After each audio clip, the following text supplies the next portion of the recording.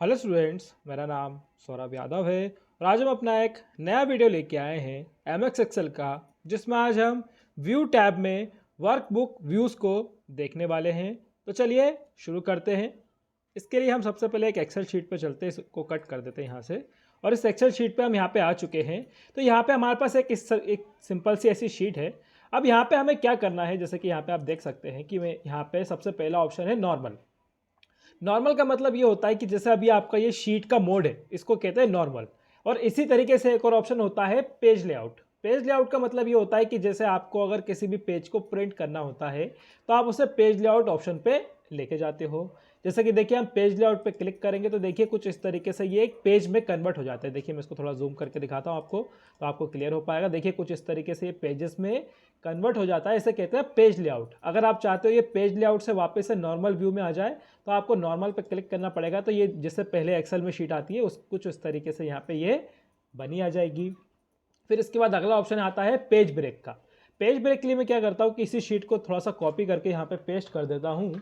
जैसे कि हमने यहाँ पे इसको किया और इसके साथ इसका कलर वगैरह नहीं आया, तो इसको हम कर देते हैं कंट्रोल जेड, इसको सेलेक्ट कर लेते हैं, दोबारा कॉपी कर लेते हैं और यहाँ पे दोबारा से पेस्ट कर देते हैं कुछ इस तरीके से। और इसी को सेलेक्ट करके यहाँ पे वो थोड़ा सा नीचे कॉपी कर लेते हैं। ठीक है, हमने यहाँ पे कुछ इस तरीके से इसको पेस्ट कर दिया। अब यहाँ पे पेज ब्रेक का मतलब ये होता है कि जैसे आपके पहले पेज पे, जैसे कि यहाँ पे अभी मैं आपको पेज लेआउट पे दिखाऊं तो ये आपका पहला पेज है, फिर ये आपका दूसरा पेज है।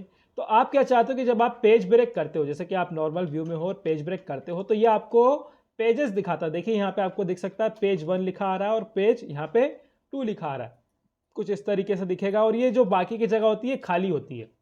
अगर आप जगह बढ़ाना चाहते हो तो कुछ इस तरीके से ये पेज 3 भी देख सकते हो, पेज 4 भी देख सकते हो। ये देखिए यहाँ पे जो ये प्रिंट वाला एरिया है, इसको ऐसे कम ज़्यादा भी कर सकते हो। आपको लगे कि इसको बढ़ाना है, घटाना है, तो आप यहाँ इस तरीके से इसको बढ़ा के घटा भी सकते हो। ठीक है स्टूडेंट्स, आपको क्लियर हो गया हो कि पेज ब्रेक क्या होता है। इसको वापस से नॉर्मल करने के लिए हम नॉर्मल पे क्लिक करेंगे तो ये नॉर्मल हो जाएगा। फिर इसके बाद जो अगला ऑप्शन मिलता है ये होता है कस्टम व्यू।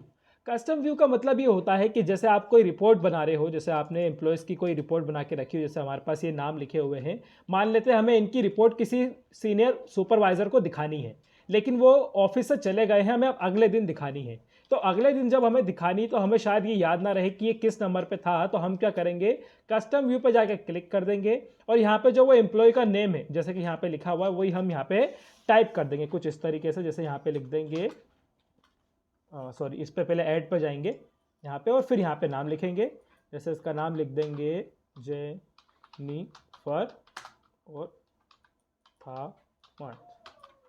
ये इस तरीके से हमने लिख के कर दिया ओके। तो इससे होगा क्या कि मान लीजिए अब अगले दिन जब हम इस शीट पे आएंगे तो क्या होगा कि हमें दोबारा से उसी ऑप्शन पे जाना है, मतलब जिस शीट पे हमने उसको सेव किया तो उसी पे दोबारा जाना है। तो हम कस्टम व्यू पे क्लिक करेंगे और यहाँ पे एक ऑप्शन आएगा शो का। आप शो पे जैसे ही क्लिक करेंगे तो यहाँ पे वो आपको वैसे ही उसी पे ले जाएगा जिस पे आप पहले से थे। जैसे कि आप यहाँ पे देख सकते हैं। मैं स्कोर आपको एग्जांपल के लिए एक बार और यहाँ पे कॉपी करके और दिखा देता हूँ कि जैसे कि देखिए हमने इसको यहाँ पे कॉपी कर लेते हैं शीटी को और यहाँ पे इसको थोड़ा सा और पेस्ट कर देते हैं यहाँ पे इस तरीके से, और थोड़ा सा और पेस्ट कर देते हैं कुछ इस तरीके से।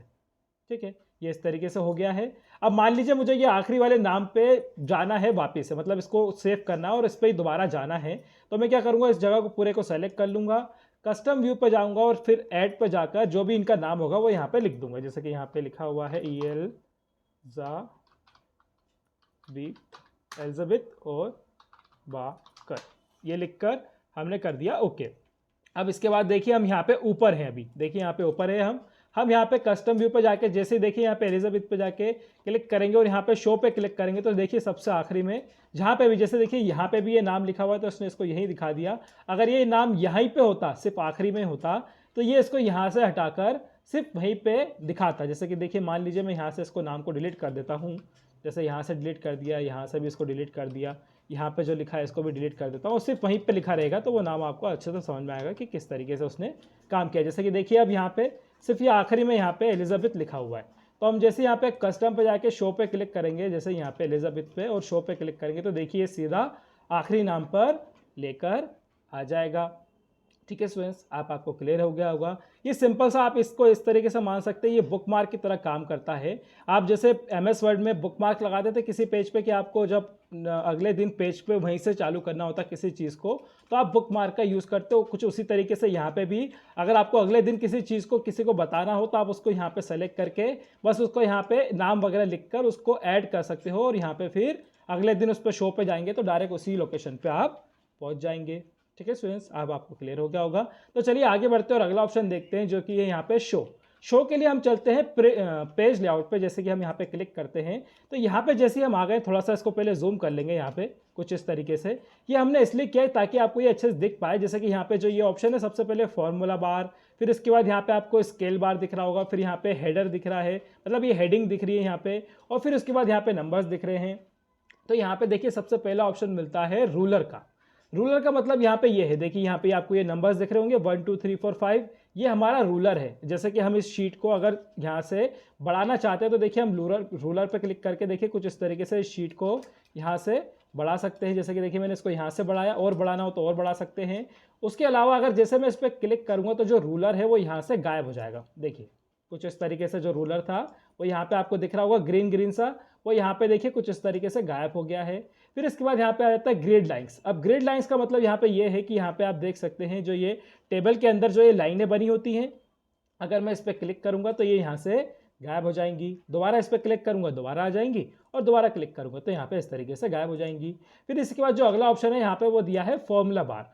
फॉर्मूला बार सबसे ऊपर होता है, जब भी आप कोई फॉर्मूला लगाते हो तो उसको दिखाता है, यहाँ पे फॉर्मूला बार होता है। आप इस पर जैसे ही क्लिक करेंगे तो देखिए यहाँ पे फॉर्मूला बार गायब हो जाएगा। इस पर दोबारा क्लिक करेंगे तो यहाँ पे वापस से वो आ जाएगा।